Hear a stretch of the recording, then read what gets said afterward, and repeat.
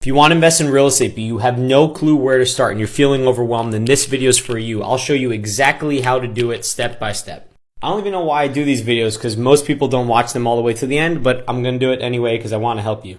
The first thing you need is your goal with real estate investing. Is it to make active income quickly or is it to make passive income? Then you need to figure out which type of investing is best for you based on your goals. Fixing and flipping is a way you can make active income through a property. Same with wholesaling.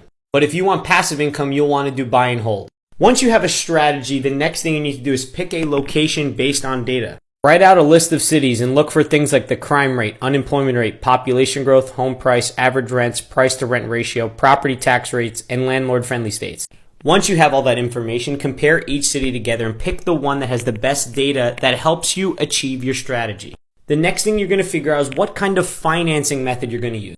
A financing method just means a way you can pay for the property.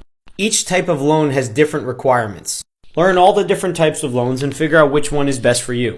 Then you literally call up a lender that provides that kind of loan and ask them to get a pre-approval letter. That's it. Once you have the pre-approval, then you're just going to go look at houses on Zillow or Realtor.com. Every day I want you to analyze the properties. You take the rental income and subtract it from all of these expenses. And that's going to give you how much money the property will make every single month.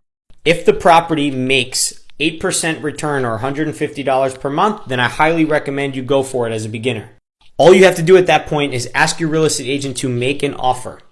Keep repeating this process until you find one that gets an offer accepted.